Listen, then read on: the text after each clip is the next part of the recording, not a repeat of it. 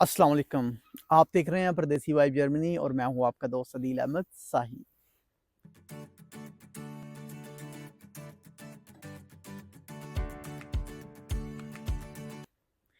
तो आज हम बात करेंगे reasons of rejections from German universities कि अगर आप जर्मन यूनिवर्सिटीज़ में अप्लाई करते हैं तो कौन-कौन सी चीज़ों से आपको बी अवेयर रहना है जो कि आपके रिजेक्शंस की रीज़न बन सकती हैं। हमारे बहुत ज़्यादा सब्सक्राइबर जो हैं हमें आके व्हाट्सएप के ऊपर मैसेज करते हैं कि हमने पिछले सेमेस्टर में 5 यूनिवर्सिटीज़ में अप्लाई किया है, 10 यूनिवर्सिटीज़ में अप्लाई किया है, लेकिन हमें कहीं से कोई रिस्पॉन्स नहीं मिला, हमें रिजेक्शंस मिली हैं। तो आज हम उन सब चीज़ों के ऊपर बात करेंगे डिटेल से। तो इन सब को स्टार्ट करने से पहले मैं आपको ये कहूँगा कि अगर अभी तक आपने हमारे चैनल को सब्सक्राइब नहीं किया, तो काइंडली हमारे चैनल को सब्सक्राइब कर लें और बेल आइकन के बटन को प्रेस कर दें ताकि आने वाली सारी इन्फॉर्मेटिव वीडियोज़ आपको आसानी से मिल सकें। तो रीज़न्स ऑफ रिजेक्शन में सबसे जो पहला नंबर आता है कि एडमिशन क्राइटेरिया को मीट ना करना। तो एडमिशन क्राइटेरिया क्या है? जब आप किसी भी कोर्स में अप्लाई करते हैं तो आपको उस कोर्स की डिस्क्रिप्शन में डिटेल से जाके पढ़ना है कि क्या आपकी जो प्रोफाइल है उस कोर्स के लिए बेस्ट है या नहीं है। तो इनमें सबसे पहले आपको किस चीज़ को देखना है कि अपने सीजीपीए को देखना है कि आपका सीजीपीए इस कोर्स के लिए फिट है कि नहीं है। तो इसको मैं सिंपली आपको बताऊँगा कि जर्मन में जो बेस्ट सीजीपीए होता है वो 1 होता है और जो लोएस्ट होता है वो 4 होता है। और पाकिस्तान में टोटली इसके उल्टा है, जो बेस्ट है वो 4 है और जो लोएस्ट है वो 1 है। तो अक्सर कोर्सेज़ में अप्लाई करते हुए आपने देखा होगा कि इस कोर्स के लिए आपको 2.5 सीजीपीए चाहिए। तो आप इसका मतलब ये नहीं है कि पाकिस्तानी 2.5 सीजीपीए, इसका मतलब है कि जर्मन 2.5 सीजीपीए। तो आपने अपने पाकिस्तानी ग्रेड को जर्मन ग्रेड के अंदर कन्वर्ट करना है और आपने देखना है कि क्या आपका 2.5 सीजीपीए बन रहा है या नहीं बन रहा। तो गूगल के ऊपर सिंपली आप जाएँगे, लिखेंगे how to convert Pakistani grade into German grade, तो आपको सिंपली एक पवेलियन फार्मूला मिल जाएगा अपने ग्रेड्स को कन्वर्ट करने के लिए। तो अगर आपके ग्रेड्स जो हैं उस रिक्वायर्ड कोर्स में इससे लेस हैं, तो उस कोर्स में कभी भी अप्लाई ना करें, अदरवाइज़ आपके रिजेक्शन आ सकती है। सेकंड नंबर है कि language requirements. Language requirements simply कुछ कई कई दफ़ा ये होता है कि जो स्टूडेंट्स होते हैं वो आइल्स करते हैं, बैड कम आते हैं और वो हर कोर्स में धड़ाधड़ अपनी एप्लीकेशन फेंक देते हैं और एट द एंड उनको उनमें उसको रिजेक्शंस आती हैं मोस्टली। लेकिन अगर आपने हमेशा देखना है कि जिस कोर्स में आप अप्लाई कर रहे हैं वहाँ पे आइल्स के कितने बैंड चाहिए, 6 चाहिए, 6.5 चाहिए या मोर देन 6.5 चाहिए। अगर आपके पास रिक्वायर्ड बैंड्स हैं तो अप्लाई करें, अदरवाइज़ उस कोर्स में अप्लाई ना करें। इसके साथ-साथ सम टाइम ये भी होता है कि आपका जो प्रोग्राम है वो तो इंग्लिश टॉट प्रोग्राम है, लेकिन उसके साथ-साथ आपको जर्मन लैंग्वेज की भी प्रोफिशिएंसी चाहिए होती है, A1 और हायर। तो आपने ये भी देखना है कि क्या आपके पास रिक्वायर्ड जर्मन लैंग्वेज प्रोफिशिएंसी है या नहीं है। अगर तो है तो बहुत बेस्ट है, अगर नहीं है तो उस कोर्स में बिल्कुल आप अप्लाई ना करें। ये नंबर थर्ड फैक्टर जो है हमारे पास ये है कि कुछ यूनिवर्सिटीज़ में आपको एडमिशन टेस्ट रिक्वायर होता है। अगर एडमिशन टेस्ट आपने एग्ज़ैम्प्ट हो सकता है अगर आपने जीआरई दिया हो या जीमैट दिया हो, तो सम टाइम जो होता है कोर्स की डेडलाइन से पहले, एडमिशन डेडलाइन से पहले आपको टेस्ट की डेडलाइन के लिए अप्लाई करना पड़ता है। तो हमेशा देखें कि क्या टेस्ट की डेडलाइन गुज़र चुकी है, नहीं गुज़र चुकी, तो क्या आपके पास आपने जीआरई किया हुआ है, जीमैट किया हुआ है। अगर आपने ये नहीं किया हुआ तो उस कोर्स में भी आप बिल्कुल अप्लाई नहीं करें। जो नंबर 4th आपके पास पॉइंट आता है एडमिशन क्राइटेरिया का, वो ये है कि इर्रेलेवेंट सब्जेक्ट। तो बहुत ज़्यादा स्टूडेंट्स के क्वेश्चन ये होते हैं कि मेरी जो प्रीवियस डिग्री थी वो इस सब डिसिप्लिन में थी और क्या मैं इस डिसिप्लिन में अप्लाई कर सकता हूँ या नहीं कर सकता। तो काइंडली जब भी आप अपना कोर्स सेलेक्ट कर रहे हों तो हमेशा ट्राई करें कि ऐसा कोर्स सेलेक्ट करें जो आपकी प्रीवियस डिग्री को अलाइन कर रहा हो, ठीक है? तो उस कोर्स में आपकी सिलेक्शन के एडमिशन के चांसेस बहुत ज़्यादा होते हैं। अगर आप उसके हट के चूज़ करेंगे तो उतने ही आपके चांसेस जो हैं वो कम होते जाएँगे। फॉर एग्ज़ाम्पल मैं एक मैथमेटिशियन हूँ, तो मैं जाके फ़िज़िक्स में अप्लाई कर दूँगा तो मुझे रिजेक्शन मिलेगी, ठीक है?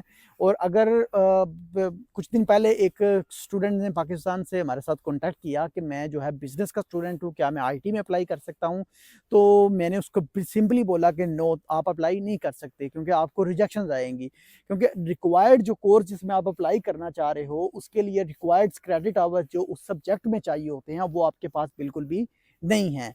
तो ये जो थी एडमिशन क्राइटेरिया के अबाउट जो डिटेल थी, ये आपने इसको मस्ट फॉलो करना है एडमिशन अप्लाई करते हुए। सेकंड हमारे पास जो मेन पॉइंट है वो है कंपटीशन। तो जर्मन की जो पब्लिक सेक्टर यूनिवर्सिटीज़ हैं वहाँ पे एजुकेशन टोटली फ्री है। तो यहाँ पे कंपटीशन बहुत ज़्यादा होता है, क्योंकि एशिया से, अफ्रीका से, इसके साथ साथ कनाडा से, इवन के अमेरिका से, ऑस्ट्रेलिया से स्टूडेंट्स यहाँ पे एजुकेशन हासिल करने आते हैं। तो इसलिए कंपटीशन बहुत हाई होता है। तो हमारे जो पाकिस्तानी स्टूडेंट्स हैं उनका मोस्टली ये पॉइंट ऑफ व्यू होता है कि उन्होंने कुछ सिटीज़ के नाम अपने ज़हन में रखे होते हैं, क्योंकि वहाँ पे उनका कोई दोस्त होता है या कोई रिश्तेदार होता है या कोई जानने वाला होता है, तो वो कहते हैं कि बस हमने इन सिटीज़ में ही अप्लाई करना है। जैसा कि फ्रैंकफर्ट हो गया, स्टुटगार्ट हो गया, मुन्शन हो गया, बर्लिन हो गया और हाम्बर्ग हो गया। तो ये बिग सिटीज़ हैं।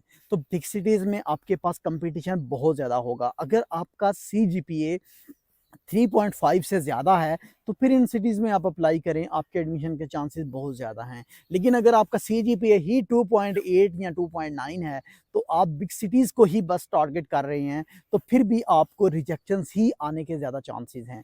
अगर आपका सीजीपीए कम है तो मेरी सजेशन ये है कि बिग सिटीज़ के साथ-साथ छोटे सिटीज़ को भी टारगेट करें, क्योंकि वहाँ पे आपके एडमिशन होने के चांसेस बहुत ज़्यादा हैं।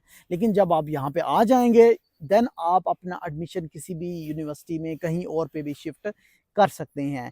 तो ये जो कंपटीशन है, ये जो बिग सिटीज़ की रीज़न्स है, ये भी आपके रिजेक्शन की एक रीज़न बन सकती है, ठीक है? तो इसको भी आपने बिल्कुल नहीं भूलना जब आपने अपना कोर्स सिलेक्ट करना है। तो जो थर्ड पॉइंट है वो है लेस नंबर ऑफ़ यूनिवर्सिटीज़ में अप्लाई करना। तो बहुत ज़्यादा स्टूडेंट्स का माइंड होता है कि हमारा सीजीपीए जो है वो 3.5 है, 3.7 है, तो हम 3 या 4 यूनिवर्सिटीज़ में अप्लाई कर लेंगे तो हमारा एडमिशन सिक्योर हो जाएगा। तो ऐसा बिल्कुल भी आपने नहीं करना। आपका सीजीपीए जितना भी अच्छा हो, मेरी सजेशन ये है कि एट लीस्ट आप जो है कम से कम 8 से 10 यूनिवर्सिटीज़ के अंदर अप्लाई करें, ताकि आपको ईज़िली 3 से 4 यूनिवर्सिटीज़ के एडमिशन लेटर मिल सकें और आप इजीली बाद में डिसाइड कर सकें कि कौन सा सिटी आपके लिए बेटर है और किस सिटी में आपने जाना है। तो ये 3 डिफरेंट पॉइंट थे जो कि आपके रिजेक्शंस की रीज़न बन सकते हैं। इसके अलावा कुछ बोगस रीज़न्स भी होती हैं रिजेक्शंस की। तो फॉर एग्ज़ाम्पल आप जो है कोर्स की रिक्वायरमेंट को मीट कर रहे हैं, क्राइटेरिया आप उसको मीट कर रहे हैं, सीजीपीए जो रिक्वायर्ड है वो भी आपका ठीक है, आईएलटीएस जो है वो भी ठीक है, लेकिन आपको फिर भी रिजेक्शन मिल जाती है कि ये जो कोर्स आपने सेलेक्ट किया है ये आपकी प्रीवियस डिग्री से इर्रेलेवेंट है। इसकी क्या रीज़न हो सकती है? इसको मैं सिंपली आपको एक एग्ज़ाम्पल के साथ समझाता हूँ कि लास्ट ईयर मेरी ही यूनिवर्सिटी में मेरे 2 स्टूडेंट्स आए, एक का नाम हुसनैन है, दूसरी फीमेल थी, उसका नाम अलीशा है।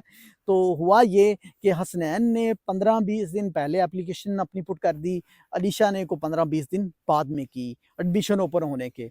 और हसनैन का इवन के सीजीपीए थोड़ा-सा पॉइंट्स में कम था, अलीशा का सीजीपीए भी ज़्यादा था, हसनैन का आईएलटीएस का स्कोर भी थोड़ा-सा कम था, अलीशा का आईएलटीएस का स्कोर भी ज़्यादा था, लेकिन हसनैन को जो थी वो एक्सेप्टेंस मिल गई, अलीशा को रिजेक्शन मिली कि आपने जो प्रोग्राम सेलेक्ट किया है वो इर्रेलेवेंट है। इवन के दोनों की जो प्रीवियस डिग्री थी वो भी सेम यूनिवर्सिटी से और सेम कोर्स के अंदर थी।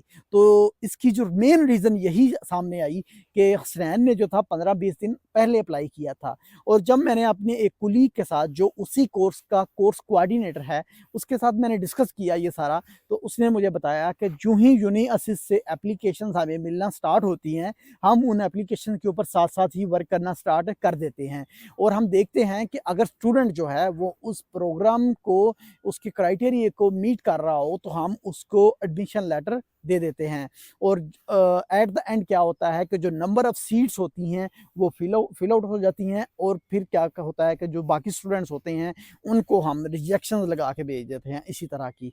तो मेरी सजेशन ये है कि अगर आप विंटर 2024-25 में अप्लाई करना चाहते हैं, तो ये वीडियोस में जितने भी पॉइंट्स मैंने मेंशन किए हैं इनको गौर से देखें, इनके ऊपर वर्कआउट करें, और किसी भी यूनिवर्सिटी में अपनी एप्लीकेशन भेजने से पहले इन सारे पॉइंट्स को जो है वो मद्देनज़र रखें, ताकि आप रिजेक्शन से बच सकें।